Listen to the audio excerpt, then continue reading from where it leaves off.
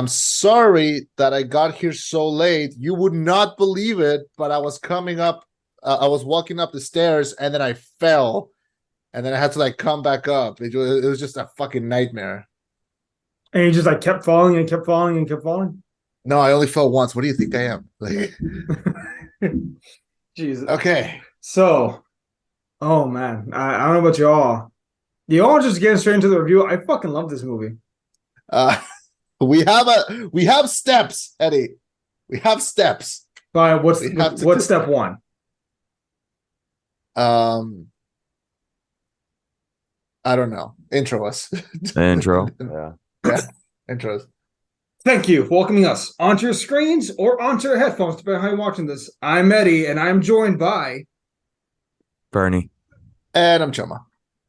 and this is the rollback. And folks, today we'll be reviewing John Wick Chapter 4.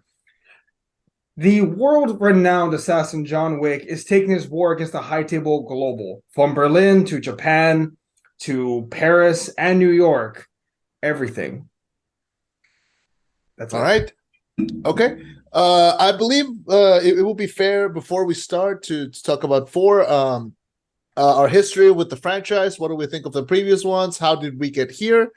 And I know we can talk about 4. I think I think might as well include a compendium of that. So, because I know you're a big fan, Fernie, I don't know how you feel about the franchise, but I guess right now, yeah. I mean, I like the first one. I had bought that on Blu-ray without ever watching it. A friend had recommended it to me, and I think it was like on sale for like $10. Mm-hmm. And I bought it, and I was like, "Holy shit, this is actually a really good movie." And then I like the second one. The second one was okay.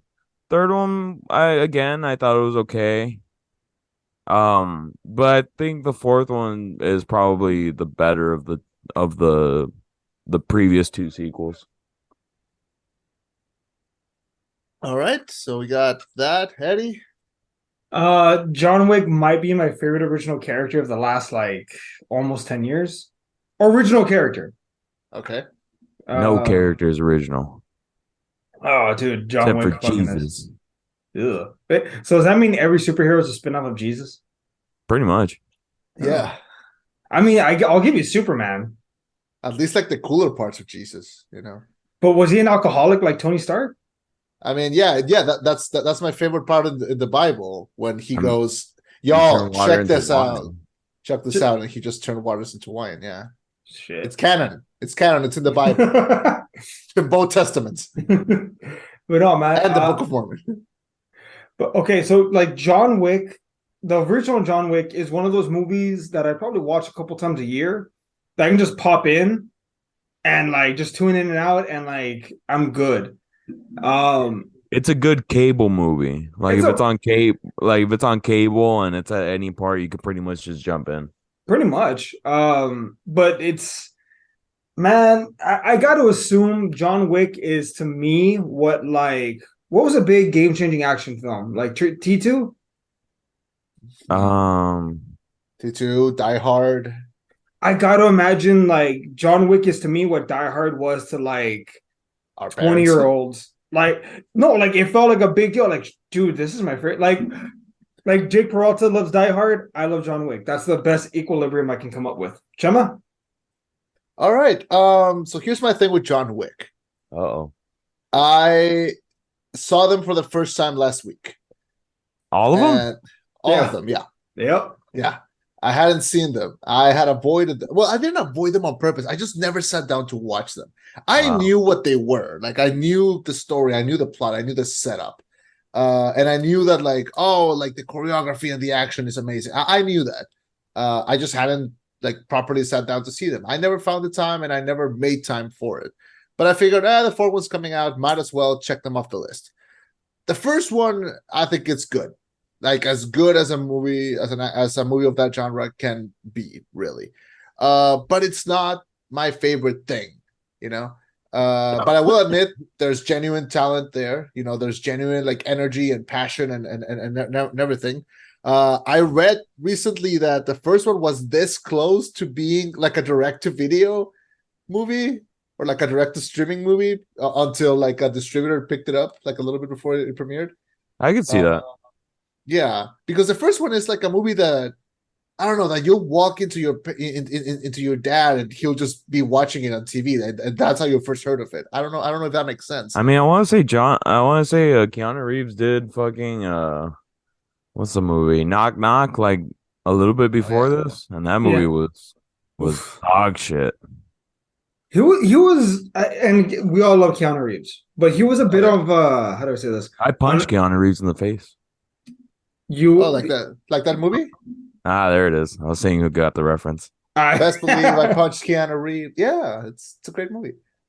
but no, but okay. So Keanu Reeves was maybe on the downward slope, and I feel like John Wick just completely kicked his career back into gear. Like it was the 15 years later Matrix that like boom, famous. I mean, did it really kick in his career or did it just prolong it? It Because prolonged it yeah, I I mean, think he was on a downward spiral. Like oh, he not that, was. like, But and I I mean, think it like put did him you back up. think Bill and Ted 3 was really good? Because I thought it was I I think mediocre. I think I Bill thought and Ted would have never happened if it wasn't for him. No, I I'm thought talking about the third one, the one that happened after John Wick. No, but I'm saying I think if John Wick doesn't happen, Bill and Ted 3 doesn't happen. Yeah. Oh, that's why. But like the way that you said it kind of made it seem like if he was like, oh, getting all these projects.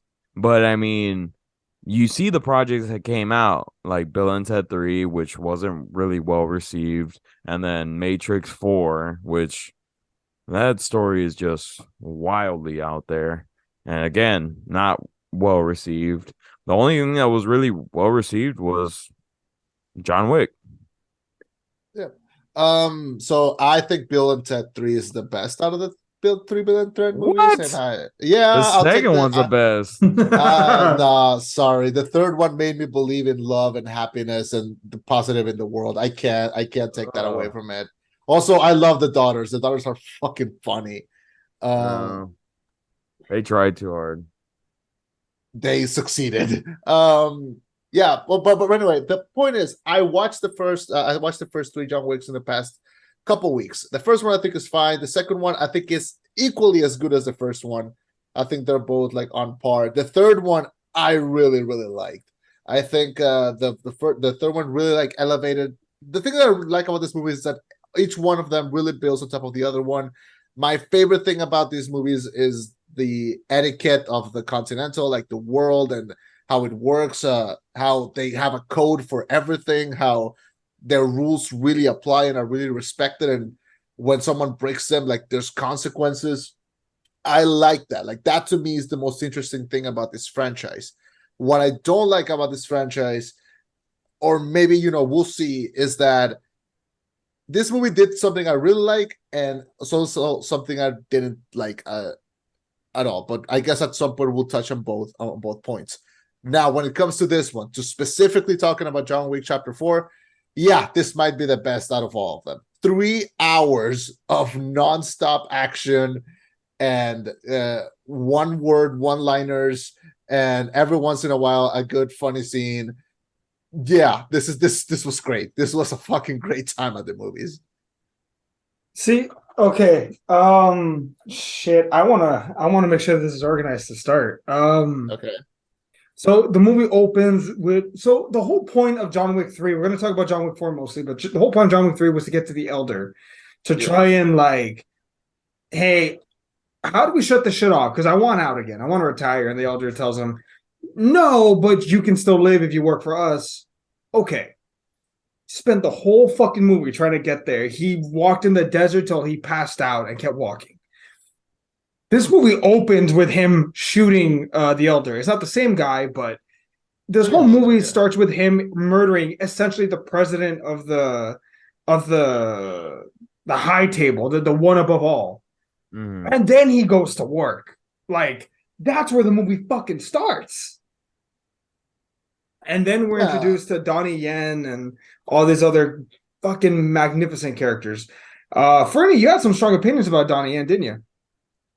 Oh yeah, I wasn't a big fan. They made him blind. I thought that it kind of handicapped his, and with no pun intended, it handicapped his performing arts as an actor. I'm not trying to be funny, Eddie. Like I know it's a fucking word, but that's the only word that I could think of. Like I've seen so many Donnie Yen movies. Like Ip Man is probably one of the best martial arts movies ever.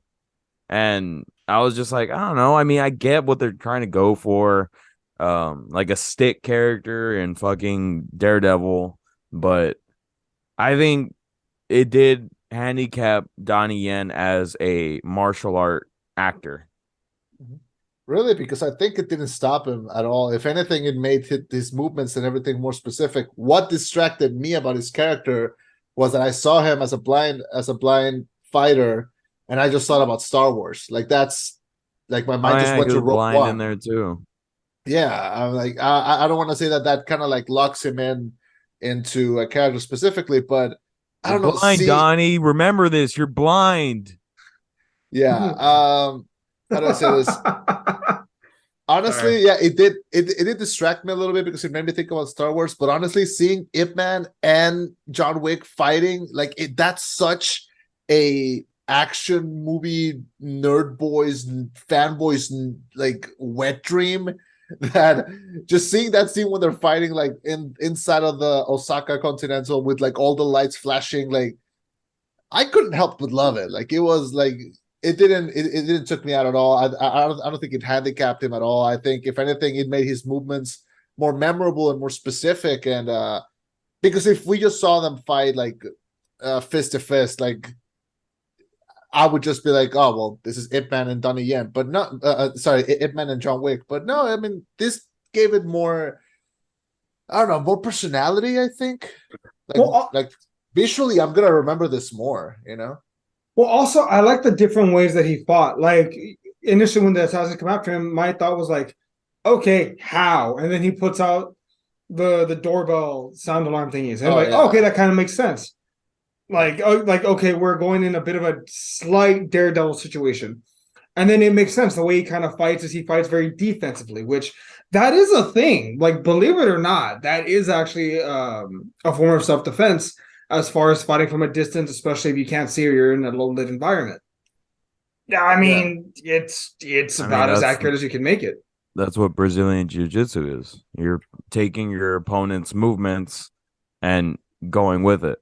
No, but You're imagine you using. can't see though.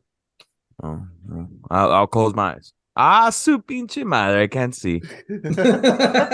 Motherfucker, look at you. You're right. I can't see. but shit, that was funny. But also I do want to point out another like great thing is so before the original John Wick, Keanu Reeves had like I think 6 months of training in Brazilian Jiu-Jitsu and a few other things, right? Not as hardcore as he would be later on.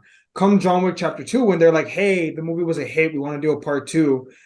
Keanu Reeves' whole shtick was, well, his big chip was this: hey, I'm down to do it, I but want money.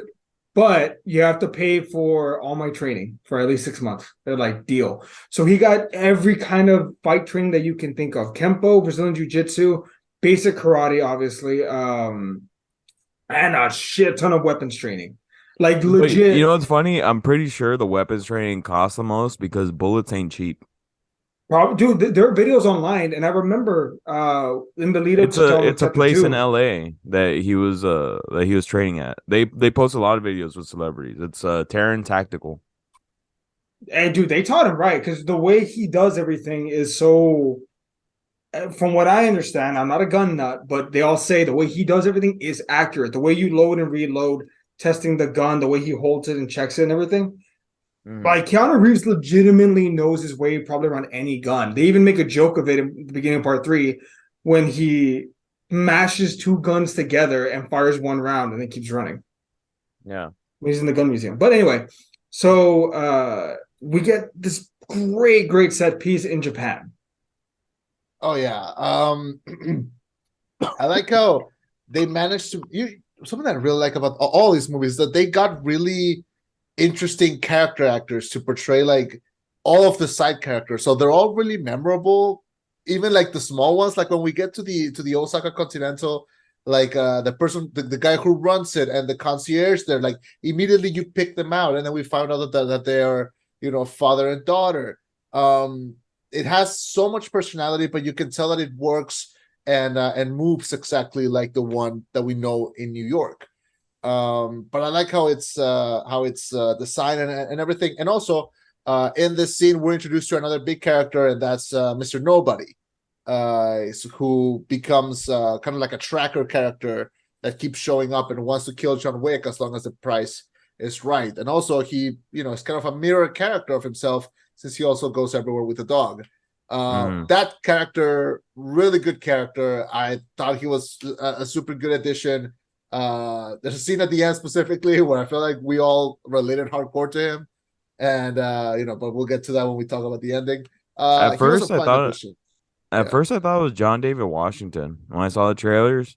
Mhm. I was like, "That's John David Washington." But then, like, I mean, you see the movie and you're like, "Oh, that's definitely not him." Yeah. Um, but we kind of skipped over the fact they killed what's his face that actually Koji? died in real life. They killed Sharon. Yeah, Oh, that's right, Charon. Yeah, dude, that was eerie. I that was was that. shocked. I wonder if That that was was. a post I don't production think thing. so. I don't think And so. It feels very much what if it like, was all an inside job? Maybe they killed him in real life. come on, man. Yeah. Uh, A man is dead, Ferny. Oh, yeah, no, come on. people die. Yeah, so no, that fell because he was very much integrated into the story. Like they even make a comment later, like if he dies, you either become a martyr or you become a fool who ran away. Like you, like they make that into the story. But yeah, and also he died like a couple weeks ago. Like he can't, like, this wasn't like film and added into like a movie that's been, you know, pretty much premiered by that point. Um, but yeah, for some reason when they shot him, I thought, oh, he's not dead. Like they're gonna pull something. But then when we saw like Ian McShane at the grave, I was like, oh, Drake, he really died. No. Damn it. Yeah, very eerie, very uncomfortable. He was one of my favorite characters. Like I love how he would randomly show up like with his hand behind his back and like always with like a very dignified presence. I really like his character in the past like previous movies. Yeah, well, I was gonna say I'm gonna miss him, but they're not making another one of these, so you know what does it matter? Oh, No, we'll they're talk about. not. No, they're not, Eddie. No, straight up. I know you're gonna. I know you. I know you. You're gonna be like, well, how do you think they're gonna make a fifth? They're not gonna make a fifth one. They just said they're not gonna make. No, we'll go to that right now. We'll No, get to that. We'll no, get to that no. when we get there. Okay, We'll get to that when we get there. Let's keep Okay. talking about. So, oh, but did it hit anyone else in the heart when Sharon says, "It's been an honor, sir"? Like I was like, oh man, like really going down In this a road. weird, in a Not weird really. way. Okay, okay, It, fine. you know what? I've been a fan for I 9 years. It hit me. It's like, no, No, I really? mean, I I mean, I really do like these movies. They're really good action movies, but I mean, I don't. It's not like something I hold near and dear. I'll tell you that. Well, okay, we'll get to when we get to the part. I'll unleash everything. But okay, so Sharon dies. Also, can we talk about Bill Skarsgård and what a son of a bitch he is? Like he pissed me off when he was pouring his sugar into the tea, and you could hear the spoon on the china. On the Like, cup. Yeah, yes, I'm just yeah. like, I don't like you as a human being already. He graduated from the Robert Pattinson School of Bad Accents. Like he really, he really ate the fuck out of this role. I mean, he is exactly the right kind of douchey evil character that you kind of want as a villain.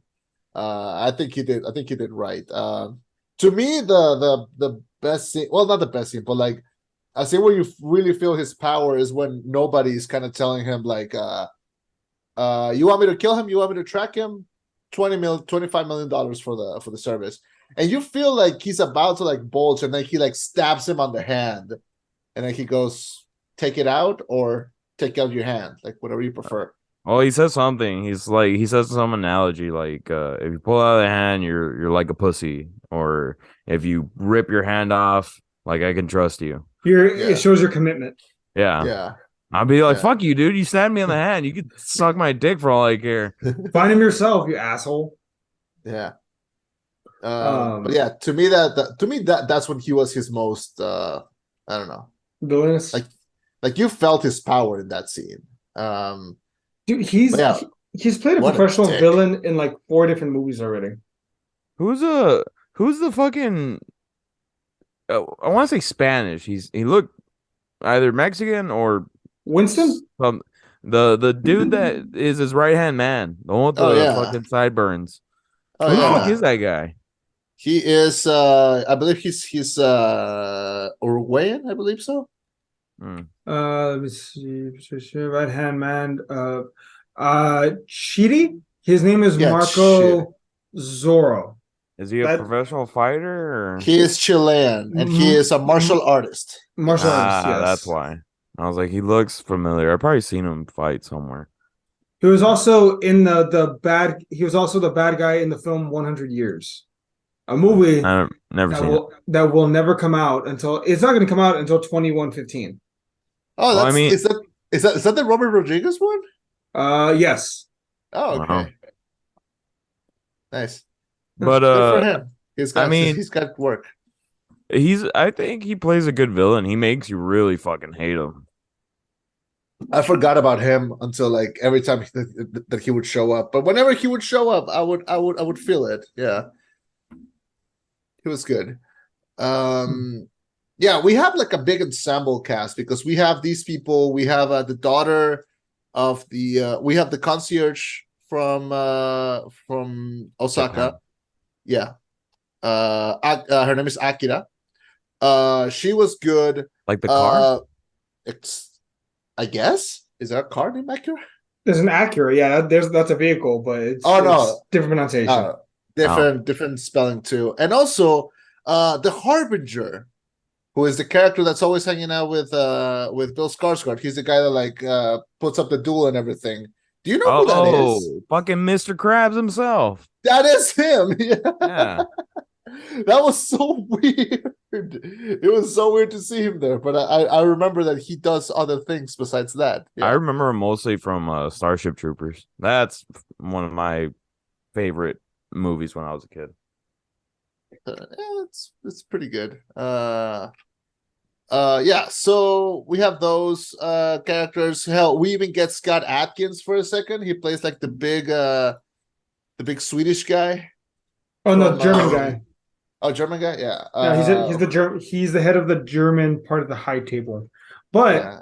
I want to talk about the Battle of Osaka because Okay. I mean they even make a point. Like it's political. Like it's like we don't have to do this. And Bill Skarsgård is kind of like, nah, yes we do. And they spoil blood on the Osaka Continental. Osaka held up. I love watching that whole gang warfare of like the hotel staff attempting to fight off the members of the high table. And it's also cool because okay, in John Wick Chapter 3, you see that these guys have this body armor that's bulletproof, essentially like bulletproof suits, but like more bulletproof. Arrows can pierce it.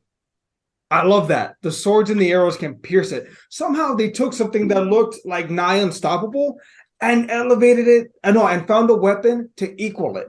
Like that's what this series is so good at. It keeps Guys, I'll be right back. My dog's fucking begging me to take him outside to take a piss. Go for it. All right. Go for it. I'll keep blushing. But yeah, I love the fact that in John Wick Chapter 1, it's gun fu. John Wick Chapter 2 elevates the gun fu and the action and the fighting. It gets a lot harder. In Part 3, we get dogs and tactical armor that's bulletproof. And now in this one, you know what? Fuck it. We're busting out the bows, the arrows, and the swords. Let's fucking go. And I love it. I love the elevation of all of this. And then we get this great seemingly three-way dance almost between Koji, the guy that John Wick's friend that helped take him in, the manager of the Continental, trying to protect John Wick and get him out. And there's an honor there. There's a brotherhood there. You can tell they've been through some shit. I'm just saying that would make a great prequel with like younger actors. But anyway, that said, there's a brotherhood there between Koji, between Kane and John Wick. At one point, apparently, Koji and Kane are so like they know each other so well. They exchange pleasantries. How's your daughter? Good. Yours? She's right here. She's training. Oh, that's awesome. Yeah. I really don't want to fight you, man. Just please tell me where he is. I don't want to fight. But that's the business that they're in. That's the life that they've chosen for themselves. And they have what might be the best samurai fight I've ever seen in my life. I haven't seen many of them, but they're gonna have to live up to that because you feel every impact in the hit. Mm-hmm. You know the next movie that this guy is making, right? Chastahelsky? Yes, the ghosts of The Ghost of Tsushima, yeah. that. Yes, I that was Tsunami. Sorry, no, Tsunami. That was Tsunami. But yes, that Tsushima, whatever the fuck. I can't wait to watch it. Yeah. I'm all in. Yeah, Give that man a blank check. I haven't even played the game, and I'm excited after seeing this one. Neither have I. Yeah. So we have this like intensive, and I like that difference about how the New York Continental has all these guns and all these weapons, and then the Japan Continental, of course, has arrows and big fucking sumo fighters. You know, That are they apparently able to absorb bullets. I'm sure the kimonos can absorb most bullets. No, they're getting shot. Like you can see blood. Well, remember in chapter 2 when that one sumo guy went after Wick, he had to shoot the dude twice in the head to put him down. He shot him once in the head, and the guy was still like, ugh. Yeah. Yeah, so we have like all these like interconnected parts here. We have after Osaka, we have this like big fight between Koji and Kane, where Kane clearly does not want to continue. Like he wants it to stop. And Koji just keeps staying there, which honestly, as a father, as a person who like wants to probably, enjoy his past few lives, why did he stay there? I know, honor, Koji? everything. Yeah, why? He could have left. He didn't want to be a coward. Yeah, it's you don't get to that level. I'm sorry, and, that's away. something that people value, Chema. Sorry. Sorry, he's a piece of shit for honoring his values. Word. Okay, here's the thing. If he had escaped and bumped into John after, and John would have been like, "You survived," and he would have been like, "Yeah, I escaped. He gave me a chance to escape, and I took it." Do you think John would have been like, "Ugh, you're not my friend anymore"? Like, no, he would have been like, "Good, strength in numbers. Let's go." I think John would be like, "You pussy," and walked away. No, Keanu Reeves doesn't even use that word in his vocabulary. Yeah. But yeah, I was gonna say something really bad. No, okay. Keep going. I'm proud of you, Chema. But yeah, so we have the Battle of Osaka, which is amazing, like an incredible place. Fucking nunchucks! I want to mention that, dude. I've never seen nunchucks used in such a great way. Fucking Michelangelo from the Ninja Turtles can eat a dick. This is how you fight with nunchucks. Not only fucking that. Not only fucking that. It was funny because I was also watching videos of the training of John Wick, like how they trained him and whatnot from Mendes behind the scenes or whatever. And they're talking about how they had to train Keanu Reeves to swing the nunchucks with enough force to make it look believable, but not enough to where he'll bash himself in the face. Like it was part of the stunt training because he had to be able to go from kind of code switching. You have to be able to go from like the gun fu to the Brazilian Jiu-Jitsu to the nunchucks. It's a lot to like balance all out at once. There was a lot of training for this film to get Keanu ready because let's be honest, this series lives and dies by the physicality that he's willing to put himself through. And man, somehow he topped part 3. Like, goddamn. But yeah, we go from there. John goes back to New York, meets with Winston, and Winston kind of tells him, look, there is a way, there's an old rule where you can challenge anyone from the high table to single combat, but you need to be a part of a family and you need to have the crest. They need to sponsor you. They need to back you up.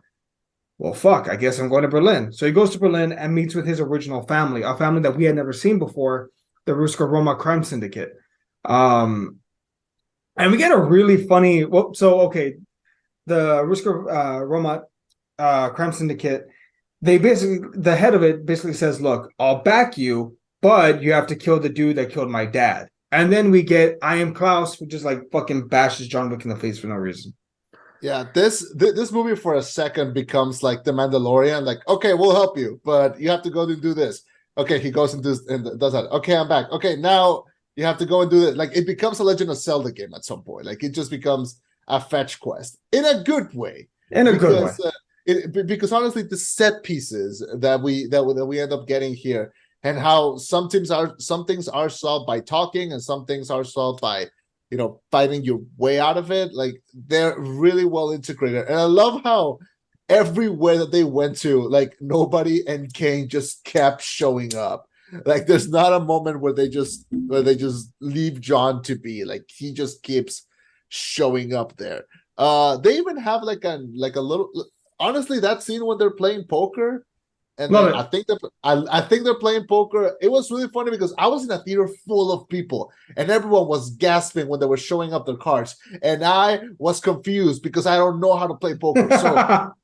So like, they would show up his cards, and everyone would be like, "Oh no, what's gonna happen?" And I'll be like, "Hell yeah, what is gonna happen? I don't know. I'm not following." And but it was funny. And then Kane has like this one scene where he like takes his cards and he like, I can't see. But there's even a moment where he goes, "Let me guess, 5 of 1." Yeah, Five of a kind. 5 of a kind. Yeah. 5 of a kind. Yeah. Like, I knew this motherfucker was a cheater. But I love, so like that same thing. Like, they don't just go straight into the action. Who plays that guy? The fat dude. Scott Adkins. Yeah, Scott, who was actually in like stupidly good shape. He wore a fat suit. Oh yeah, I figured it didn't look like a fucking real person.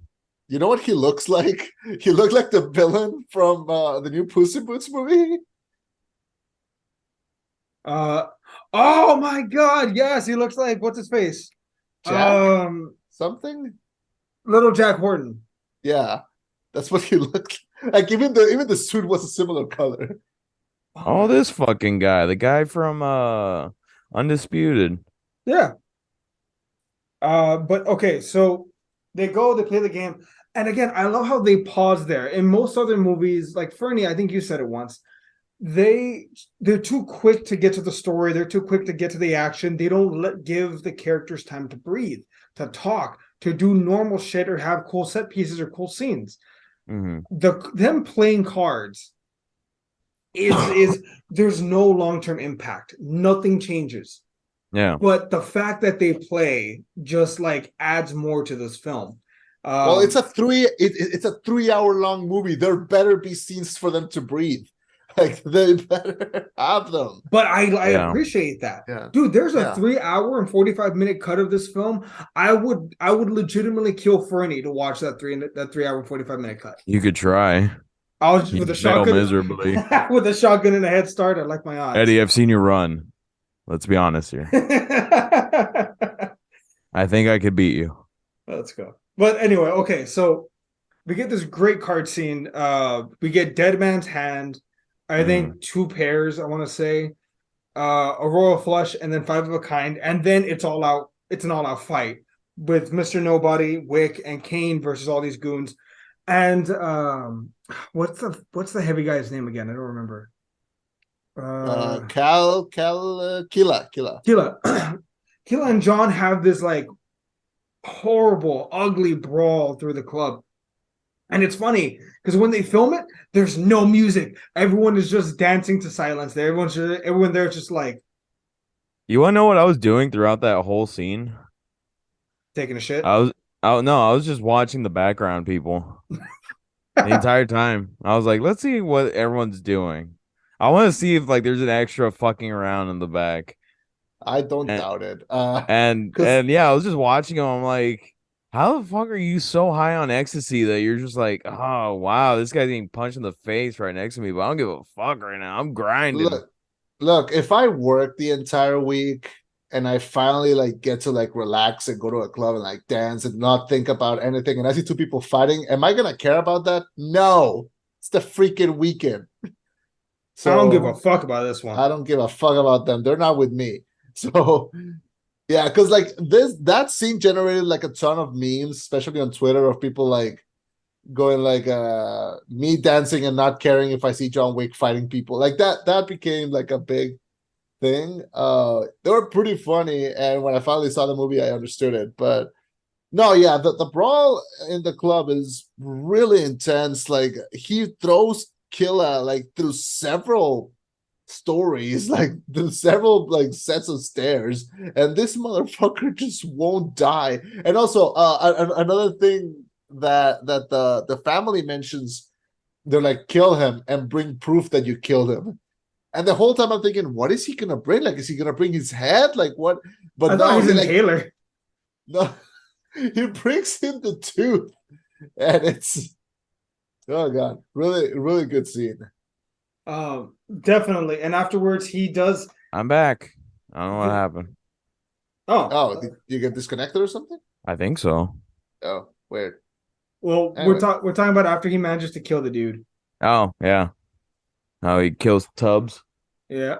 And a fucking brutal. Also, that fight was brutal when he hip tosses Wick into the stairs. I'm just like, ow. But Yeah, John Wick, I think, probably took his most punishment in this movie. dude, he took the most punishment that he's ever taken, and I'm including the fact that he fell off of like a 6th-story building in the last one. Like this beating is horrible, but Wick does complete his task and he's allowed back into the family. And one of the most like wincing scenes, he burns his hand. He marks himself along with Katya. I feel like seeing that scene after seeing him cut off his finger doesn't hit as hard. Really burning like a good chunk of your forearm. Well, we can do it when you come back, Chema. We'll get the Of what? rollbacks burned right here. It doesn't have to be like that, man. I'm just saying. Telling you Cutting right off now. a finger looks looks worse. I would never get the rollback fucking burned onto my skin. All right, fine. I'm gonna give you both. Well, you get to pick one of two. You either cut off your ring finger, or you have to burn the rollback into your forearm. Which are you picking? How about I kick you in the dick and make you do both? Nope. You got to pick one or the other. No. I choose my way. I choose my own destiny. Like John Wick. I need this finger, so I can't lose it. Anyways, next. I just caught this thing. I know I'm gonna use it, so might as well. So he burned. So he gets burned. He has the official blessing of the family to go challenge the Marquis. Which also, one last thing, they put fucking vodka on the burn. Like, why? Disinfect it. No, I know, Because- but like that hurts. Because they're Russians. That's what they do. They're like winter Latinos. That's their tequila. They do. There was a joke once where their rations are vodka and cabbage, and that's it. But anyway, so Winston informs the Marquis that John Wick will be challenging him to a fight. The Marquis kind of doesn't want to go through with it, but Winston is smart and he kind of imagine you could be the man to kill John Wick. And the Marquis is like, yeah, I could be. Like a dumbass. Well, even then he has to. It's the rules. He's sponsored and he's challenging him to a duel. Well, but remember though, the Marquis is like, I don't have to fucking respond to this. Like he thinks he's above it, pretty much. Like he's immune from the rules. But even that's where it was kind of annoying me. Like the whole time they're like the rules, and then this fucking guy shows up. He's like, fuck the rules, and they're like, yeah, fuck the rules. The one part where I was like, where I was like genuinely like, because like I enjoy a good villain, like I enjoy if they can be scummy, but like the scummiest thing was like when it was like, I accept the duel, Kane, you're gonna take the duel for me. Like that to me was like, you fucking dick. Like not even in a funny way. Like, and I like that they have like the one scene at the end where like he's about to get into the duel and he's like, remember your daughter, and Kane is like, fuck off. Yes.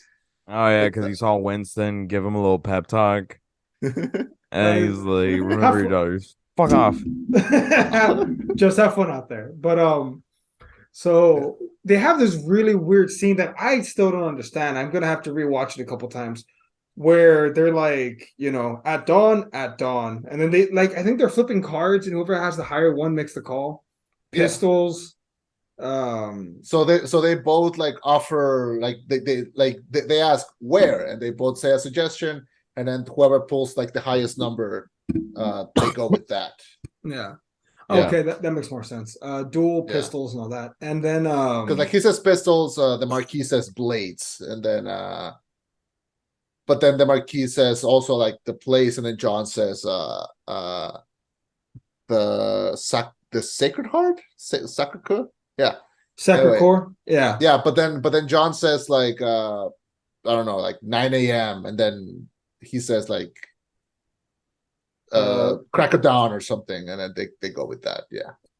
And it's mediated by the Harbinger. Yeah. And right after, yeah, you're right. The Marquis is like, by the way, Kane, you're fighting. Kane's like, God damn it, fine. Yeah. And they go visit John and Winston go visit the Bowery King. And Bowery King gives John an old school black and white suit. And he even this is one of like several times throughout the film where they mention like you're gonna die, maybe. Yeah. Like he says, man's gotta look his best when he's getting married or buried. You know, Yeah. my tombstone, loving husband. That's what I want. Fucking Yeah, Kane. it's public stuff.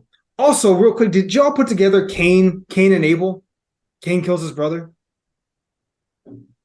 Kane killed. Oh, Did y'all put that together? Because like Nikki put it together real quick. I was like, oh fuck, you're right. He is gonna die. you're gonna hate me for this. I thought he was called Kane because he was using a cane to walk. Yeah, it's like the same thing as stick. Yeah. Is that what? Is that the correct spelling of Cain? No, it's not. When I watch movies here, they always put subtitles, and the subtitles clearly show that it's written as Cain, like Cain and Abel. But my mind still went there. But online, it's spelled Cain. So Not the right one. Anyway, point is not the Cain from the Bible. But what else? What else? Fucking get the okay. So the Bowery King shows up. The Bowery King to me is like the best character in the whole saga. Like he's fucking nuts, and I love Lawrence Fishburne's really like strange like pattern of speech, because that's a cool thing about these movies, that like Keanu Reeves, Skarsgård, Fishburne, even Ian McShane, they all have very specific patterns of speech. Like they don't even. I feel like every time that they talk to each other, like they're cut from different scenes, because the way that their energy that they're giving each other does not match. And to me, that's super funny. Like it's kind of bad in a good way. Keanu Reeves talks like that. Like when he goes, "I'm gonna need a gun." Like that's not what that's not what normal people sound like. But he just makes it work, because it's better than because that's more interesting than seeing someone speak normally. So I guess it kind of works. It fails, but it works. There was a big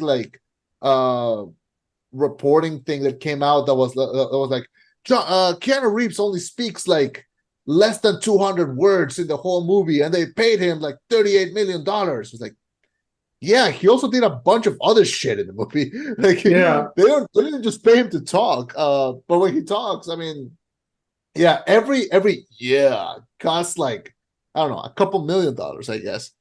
But anyway, after we re-meet the Bowery King, and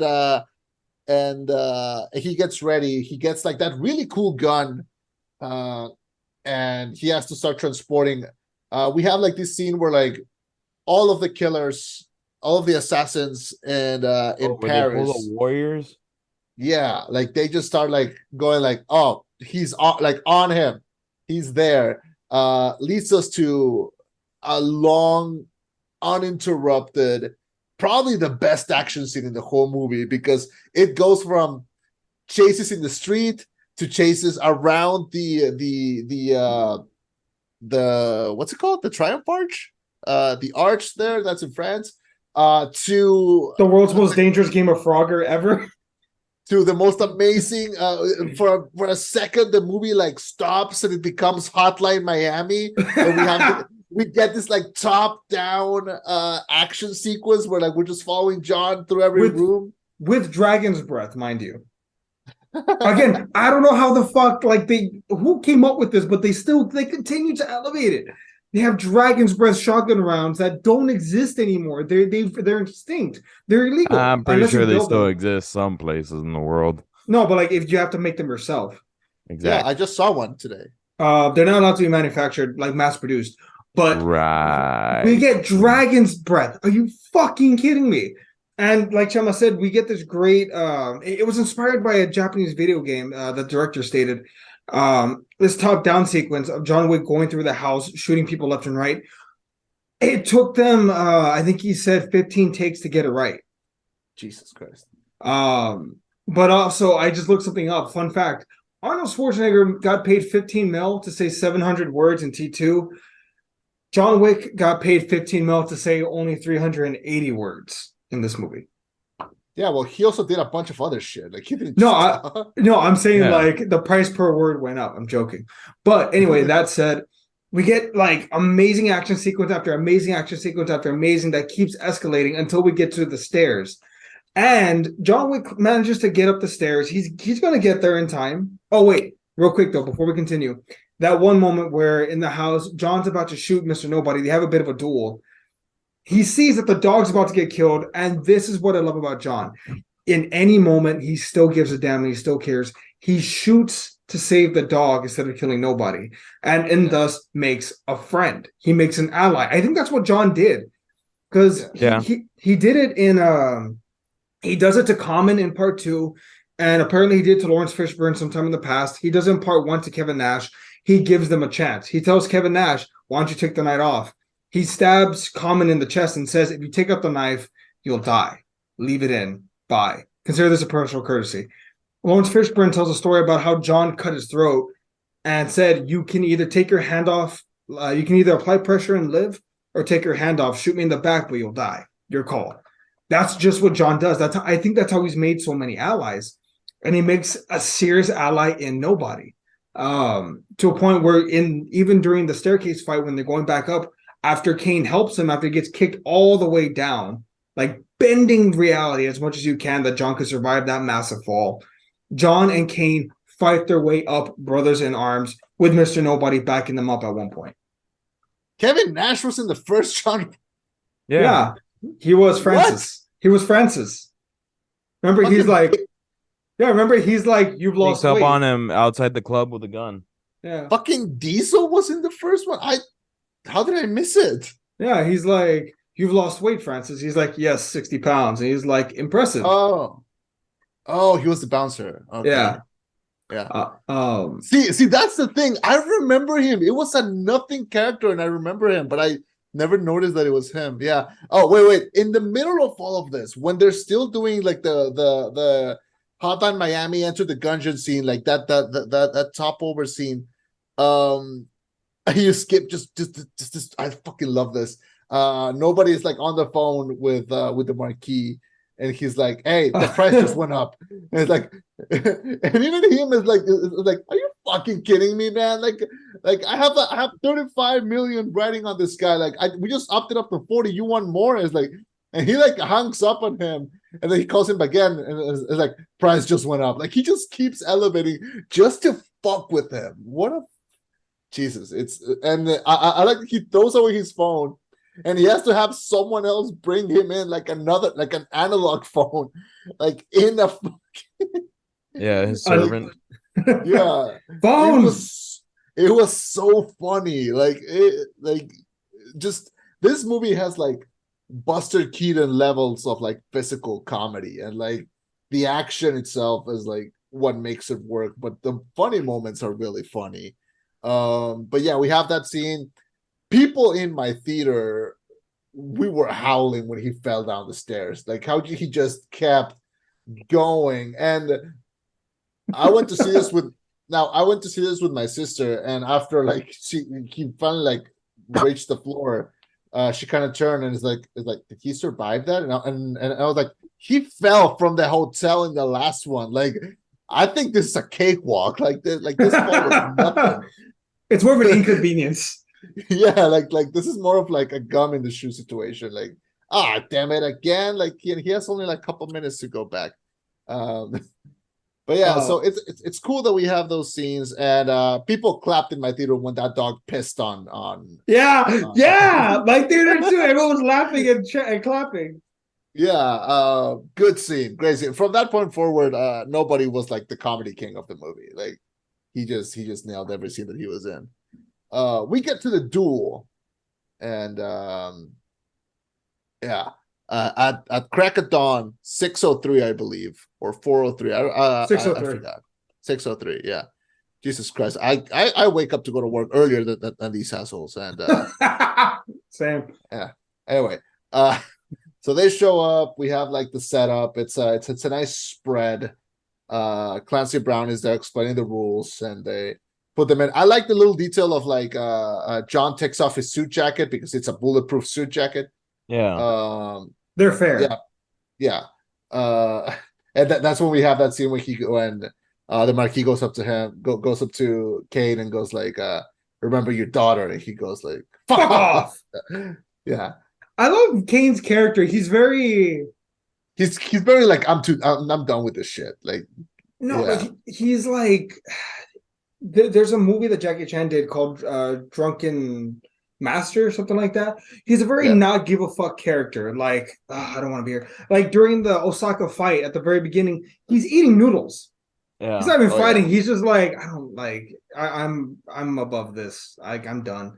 I love how he sticks that the whole way through. He's blunt. He curses. He's loud. Like I don't know. I like that part of his character. But then they have this duel. They start at 30 paces, and it just fucking hurts every single shot. John gets, I think, clipped in the shoulder and then once in the hip.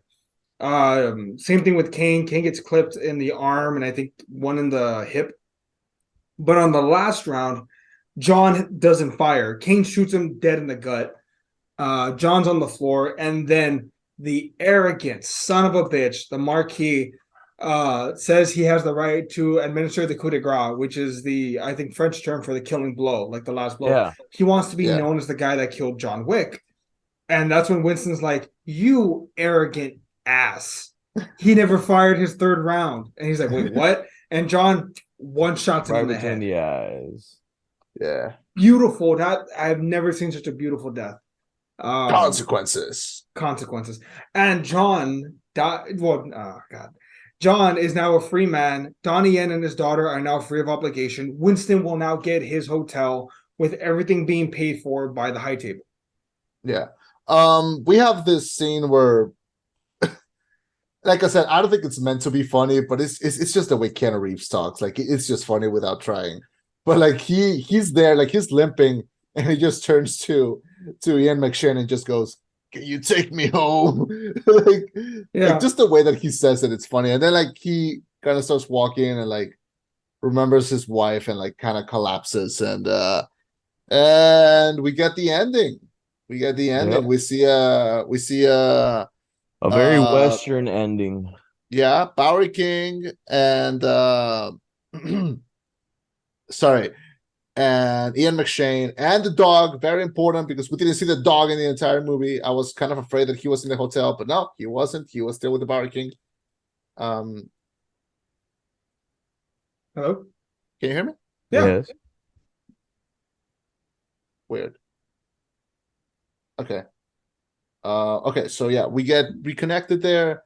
And we have to like kind of accept that John Wick is dead, but died a free man. And that's, I think, the biggest spoiler because I didn't saw it coming. I didn't think he was gonna die in this one. But you know what? He died a free man. I think if this is the ending, which it is, Yep. it's a good ending. It's a good ending. So real quick, No. Hey, this is my character in my film series. Fuck off. It's not your character. You didn't create it. No, I enjoy the franchise. Anyway, to quote Kane, fuck off. John, dude, I did not think he was gonna die. Like genuinely, I was like, wait, they confirmed John Wick 5. They were gonna film it back to back, and then Keanu Reeves slumps over and he thinks about his wife. He reflects on his life and he succumbs to his injuries. And he's dead. He is dead.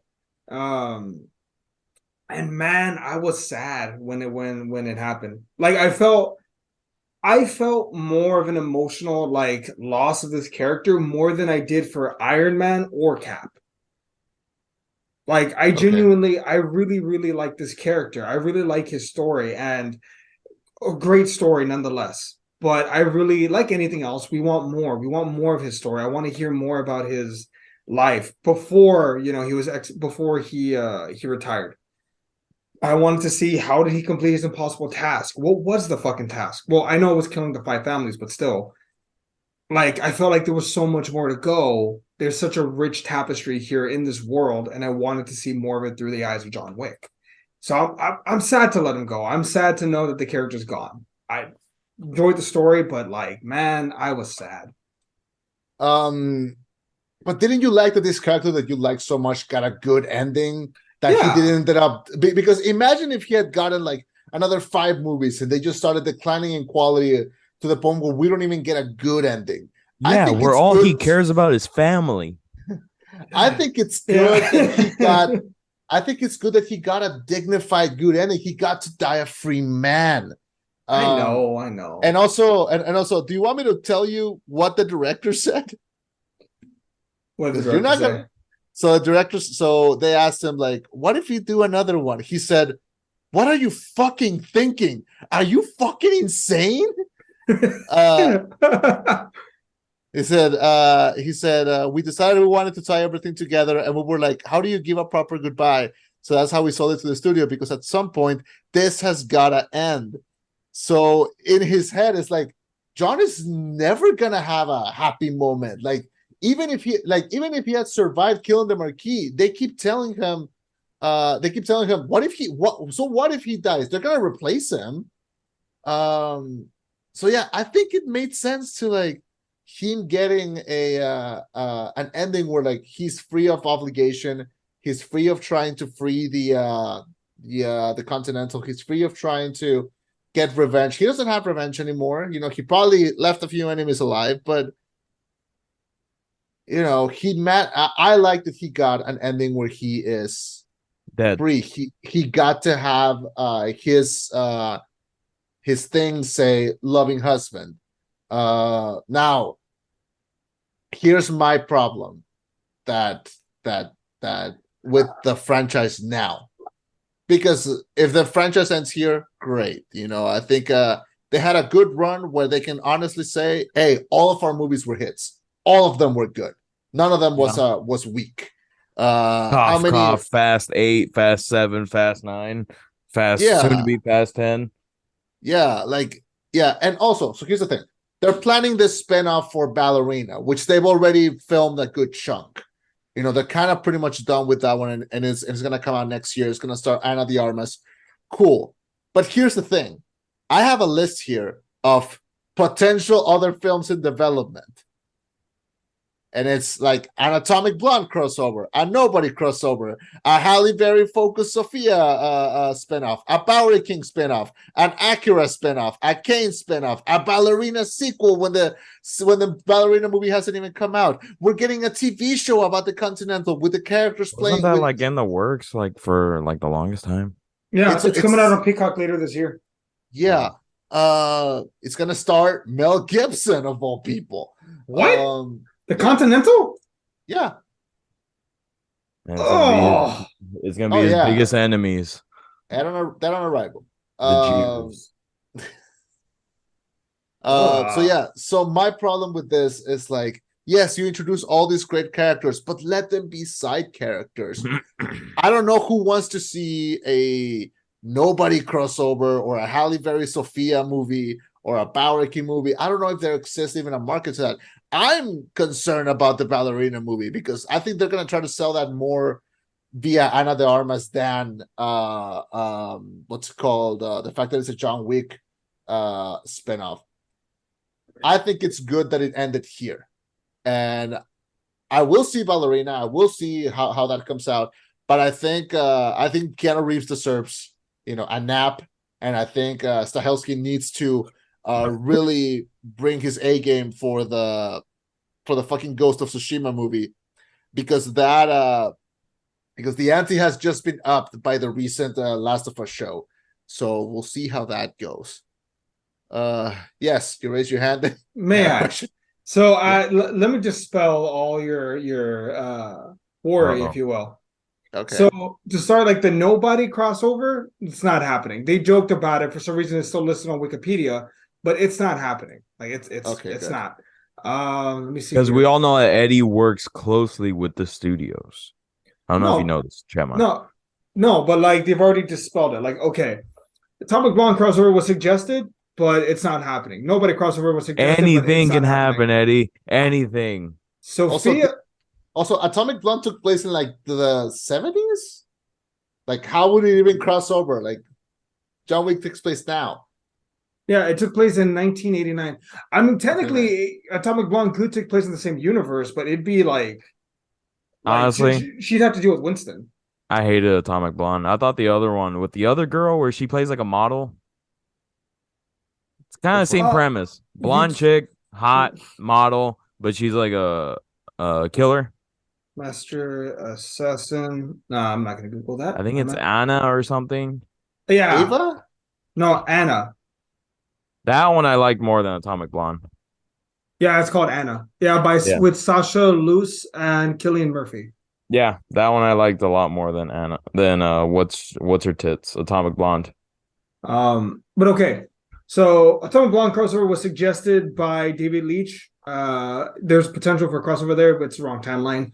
Nobody crossover was suggested by Derek, the guy who stars in the film, Openkirk. Not gonna happen. Sophia was suggested by Halle Berry. The studio never confirmed that one. The Bowery King was suggested by Lawrence Fishburne, stating that he would like to do it, and that was an executive that said maybe, but again, it's not confirmed. Now, the four that are actually on the table that might happen would be the Akira spinoff, a Kane spinoff, Ballerina, and Mr. Nobody. Those are the four that are a possibility. Oh, But- did you not see the secret ending? Yeah, Oh, well, yeah. no, but they haven't confirmed the film as of Oh. yet. They just said that those. I think the purpose of John Wick Chapter 4, one of the things that it did do, and it did very well, was flesh out a world that we can explore more through the eyes of these several different characters between Kane, Akira, and Mr. Nobody. And obviously, Ballerina's coming out. So there is a potential for an expanded universe. I just hope that they keep it to maybe, if they do like one film every 2 to 3 years, I think they can keep up a very good quality. It's when you start mass producing and trying to put out like 4 fucking films in a year with like 3 goddamn TV shows that quality begins to dip.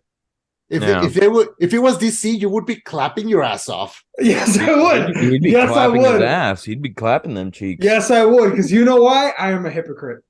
Flop, flop, flop, flop, And flop. what? And Oh what? my god! Wait! And what? And what? Wait! Are y'all watching Ted Lasso season 3 right now? No, I've yeah. seen the first 2 episodes. I haven't Okay. seen the newest one from yesterday. Okay, because in the newest one, there's a scene where you just reminded me of like this one scene. So they get a new player who's like this big, like super famous player, and he's really good, but he's a total diva. And Jamie kind of goes up to like the coaches and complains about him. And Beard tells him like, "Hey Jamie, don't you think that you complaining about a diva player is a little bit I don't know, ironic?" And then and then Jamie goes, "I'm not being ironic, I'm being hypocritical." Yeah. And then he leaves, and they're just like, "Was he right? Yeah, he was right." Yeah, he was. What's called? Not wrong, man. But yeah, so there you go. Hopefully the quality of the films stay good. Hopefully they don't try overdoing it and producing one a year. One every 2 to 3 years. I think they can maintain quality. Also, one last thing, and I understand, again, hypocritical of me to say this. I'm okay with John Wick being dead. I am okay. Okay. Liar. That said, no. I'm about to be a hypocrite. No, I'm about to be a hypocrite. That said, I'm fine. I'm fucking fine. Do you I not wanna- see me? I want I'm to point fine. out. I want to point out 2 things. I saw another interview with the director. Maybe it's the same one as Chema saw. I think it's a different one because he You need to stated. stop watching these interviews with directors. No, thank you. But the director stated that. That Eddie, this can is- you stop calling my house? I know it's you. Please These are stop st- calling my house. These are story suggestions. But Chad stated that the problem with the John Wick movies is that every time they finish one, they'll go out to eat, and then him and Keanu Reeves are just chatting, and they get an idea, and it starts out on a napkin. It turns into a fucking movie. That's what happened with Chapter 2, Chapter 3, and Chapter 4. He's like, we're not doing it again this time. We're not doing it again. We never saw. I don't know. Don't say we didn't saw the body. I wouldn't say be. we didn't Hold on, saw hold the on. body. Let me say this. I would not be mad if they did make a Chapter 5. I wouldn't be angry. Also, what if Chapter 5 wasn't a continuation from the events of Chapter 4? What if Chapter 5 went back to the beginning and told the story of how we got out in the first place? It And would we be can rough doing a prequel because fucking Keanu Reeves is very noticeably old. de-aging technology. We can see Oh, we can re-see oh, we can see Marcus, we can see dude, that Vigo shit looks again. wacky as fuck, like on Billy and fucking Scream. Look, we can see D'Antonio back, we can see Marcus back. I would like to see William Dafoe. We can see Vigo back. We could see This reminds me of the quote from Jurassic Park, the one that Jeff Goldblum does. Aurelio. You were more focused on to see if your scientists could, when you actually should be asking yourself if your scientists should. Yeah, that one. Yeah. Just because we have Uh, de-aging technology does not mean it's a good thing, Eddie. It still looks wonky. I think I think it's good when you have a franchise where all of them are good and you can retire. It's like retiring undefeated. It Yeah. really is. Now, if they want to make a John Wick 0, like Resident Evil 0, and you want to cast a younger guy to play John Wick, I don't know. It's That's gonna be tough. dicey. It's dicey. It's hard. It's complicated. I say, my opinion, retire while you're still winning. Take all your chips and leave a winner. Because look, I love Keanu Reeves. I think he's a great actor, and this definitely like brought him back a lot. I think it gave him a lot of Especially good after faith. that fucking Matrix movie. But I think but he's a creative person. I think at some point he's gonna want to do something different. I saw that movie Destination Wedding with him and Winona Ryder. Where he's real deadpan. Yeah, I thought that movie was great. And That's I all right. figured, I like that. and because like the whole movie is just the two of them being absolute bitches to each other. Like, what's not to like, really? And I figured, when I was watching it, I figured he looks like he's having a blast. Like, I figured he is happy to not be doing like highly choreographed shit for like a second. Because as fun as these movies are, they can be taxing. Like, remember, like Brendan Fraser only did like 3 mummy movies, and he pretty much destroyed his body doing the stunts in those. Yeah, And he fucked up his whole back. Yeah, he's fucked up his whole back, and he I mean, there were other reasons, but that took a lot of roles out of him. So I imagine taking a break is good. And if at some point you want to revisit any other characters from this, I mean, we'll see how Ballerina goes. I say if you're gonna fucking continue with this universe, do the spin-offs. Go for that. But John, leave him dead. Leave him dead and buried. Leave him dead a winner. Well, hopefully the spin-offs are good. Please be good. Please. I just want the music. I just want it all to be good. The comics were good. The only other franchise I can think of that tried a spin-off of their main story was Fast and Furious with Hobbs and Shaw, which I actually enjoyed. They were like, you know what? We're gonna be goofy as fuck. We're going all the way. And you're gonna fucking love it. And then Vin Diesel pissed off The Rock, and The Rock was like, fuck you and your franchise. I'm out of here. Yeah. And then he went to go piss off Zachary Levi. Yeah. And then Vin Diesel tried to use the death of Paul Walker to make The Rock come out. That was a fucking low blow. Wait, what?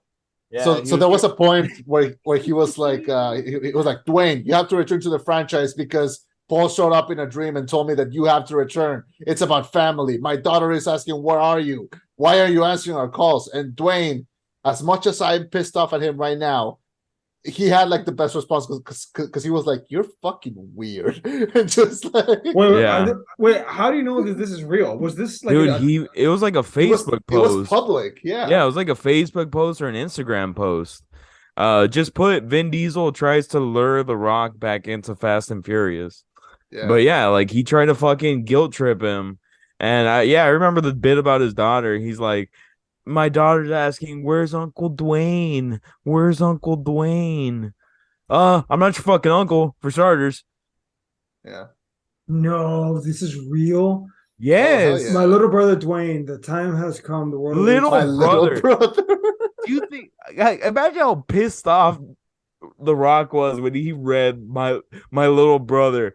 He's probably like, "Bitch, I am bigger than you in every sense of the word." Like, this is the one thing where I'm on the Rock side, if you can Oh believe my it. God, he actually posted that. Yeah, That's a phone call. yeah, he is insane. That's a therapy session. That's yeah. I'm pretty sure John Cena called up The Rock and was like, "Hey, should I do this? Should I like jump into this franchise?" And The Rock was probably like, "Go for it, dude. I'm out of there. You fucking do it." Yeah. Dude, oh my God. Wow. Okay. So Vin Diesel. It's insane. Okay. Yeah, I mean, I didn't hate That's Vin Diesel before, but like, that's He's why the insane. director left. The original director of the first two left, and they had to replace him because he kept saying Vin Diesel would show up out of shape, not learn with like he didn't know his lines. He was drunk most of the time. He like quit after like a couple of days of filming, and they had to replace him with the Incredible Hulk director. oh, I heard about that. That's why. Oh, with Louis Territor. Hey, to be fair, the Incredible Hulk was pretty good. I don't give a shit what anyone says. I thought it was good. I like the Incredible Hulk. It's for me, that's the best Hulk movie that's ever been made. I mean, that's a very low bar, but still. Hey, there's only like how many fucking Incredible Hulk movies? That's what I'm saying. There's only like what, two? Exactly. And we haven't gotten another one. So it's the best one that's been made. Anyway, Oh, point is that he did the Incredible Hulk. He did Transported 2. He did the Clash of the Titans, and he did the first I Now like You Clash See of the Me. Titans. I hated Clash of the Titans. I like it. Wrath of the Titans was shit. I'll give you that one. But yeah. So I'm hoping they just leave John Wick dead and buried and just if you're gonna do spin-offs, go for it. Go with spin-offs. If you want to do it in a series, especially on streaming where you could pretty much just have an R rating with no problems, do it because you can flesh out the characters even more. It's gonna suck when the Continental show comes out, and it sucks. And Are it you is. rooting for it to fail? I'm not rooting for it to fail. You just know some things are dead on arrival. It's like when they made that Zombieland pilot TV show. Like you just knew it was gonna be bad. Yeah. Yeah. There's just Recasted everyone. there's some things that should not be TV shows. Yeah. So I'm looking at the synopsis of the Continental. It looks fine. Okay, so Winston is attempting to establish the Continental Hotel during the 1970s as a safe haven for assassins where no business may take place. Oh, No, great. We're there's gonna get a young Winston. Yeah, it's Colin Woodell, who's relatively an unknown. But it's going to incorporate real world events like the Great Garbage Strike of New York and the American Mafia's rise to economic power during the 70s. Not the Great Garbage Strike of New York. Fuck, that's an interesting point in history. I mean, the thing is that incorporates a lot of the mafia. That's why they're going to incorporate that part. But yeah, no, I'm this guy squeaking. doesn't have much going at all. So I hope they do a good job. I hope it all comes out great. I mean, everyone hopes they do a good job. Stop squeaking. What do you mean? He's talking to his dog. Oh, like what the But fuck? yeah, I mean, overall, if I had to say like John Wick Chapter 4, did I think this movie was gonna end the franchise? Honestly, I wasn't too sure. I was like, is this gonna be the end or are they gonna make another movie? Because I mean,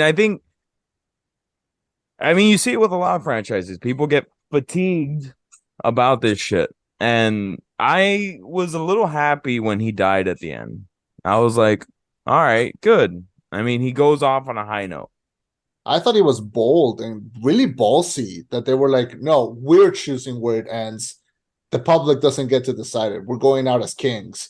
And to me, that's ballsy, bold in a franchise that is ballsy and bold. I like that it went out like that. Especially when you could be greedy. Exactly. Besides, these movies are gonna fucking live forever. Like, we're gonna be talking about them for too long because look, remember, how many Pirates of the Caribbean movies are there? 5? 5. Do you remember what the last one was called? Don't look it up. Hold on, Don't hold look it on. up. Dead Man Tell No Tales, something like that. I mean, close, but point is, do you remember what the Oh, yeah, one? there's 5. Do you remember the one before that one? On Stranger Oh, Ties. Do you remember Stranger what Tides. happens? That one was fucking. Ugh. Barbosa's daughter, who's played by No, what's her that was face? That's the that was fifth the one. sixth one. Oh, then that no. was the fifth one. I know it was a point is, mermaid. that was the fourth one. Anyway, point is, if you go too long and you don't like you risk yourself, like you put yourself in danger. This the first one came, when did the first John Wick movie came out? 2014. 13. Well, 14. It's Yeah, been- sorry, 14. It's been 9 years. Like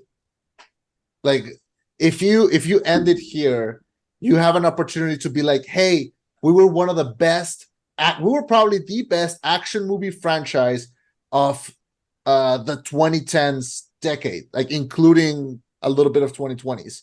Like we're gonna remember this, like we're gonna talk about this, like when we grow up, when we were way older and we talk about like older, we're gonna be like, man, that John Wick franchise was fucking awesome. Like we're gonna and we're not gonna be like, man, that John Wick franchise was fucking awesome. Can't wait to see 70-year-old John Wick do John Wick 12. Like, no, we can be like, hey, it's good, it's over. I am good with this. I also didn't think that it was gonna end, but I am pro this franchise ending. If you look at my camera, it looks like I'm in the Skinamarink house.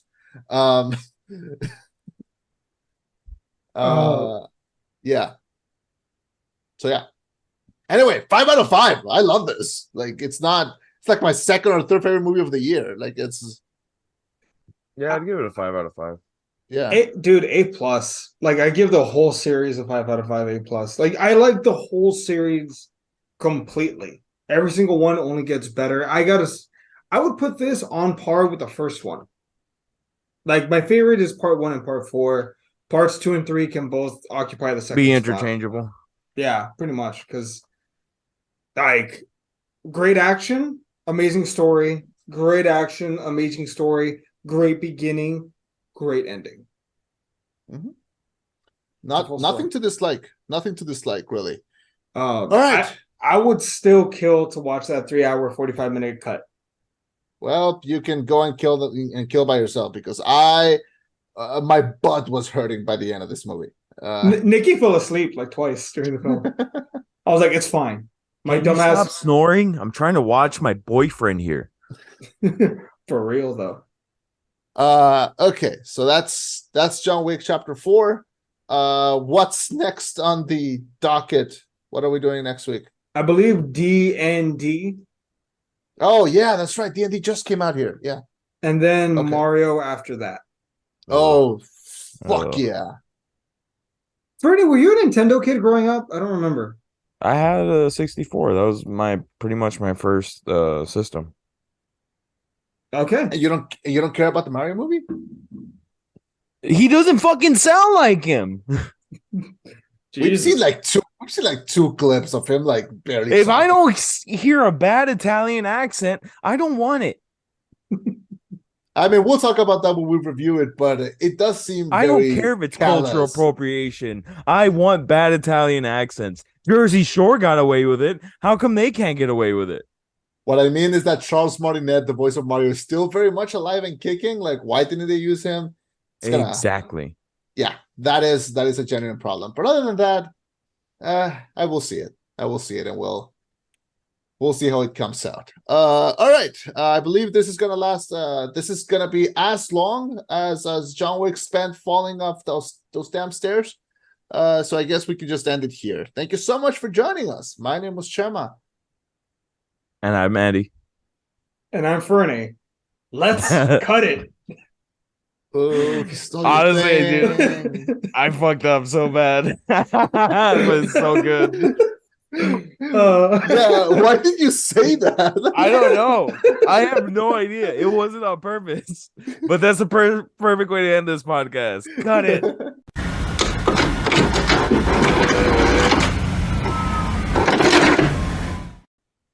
Yeah, Okay, folks, this is a bit of a bonus. Fernie had to go, but real quick, I want to tell Chema and I guess everyone else the story. So I currently have like 5 gold coins from the John Wick franchise, like copies of the Continental coins, right? Yeah. My plan is to continue to buy until I get like 120 of them. They're like $2 each, so they're not very much.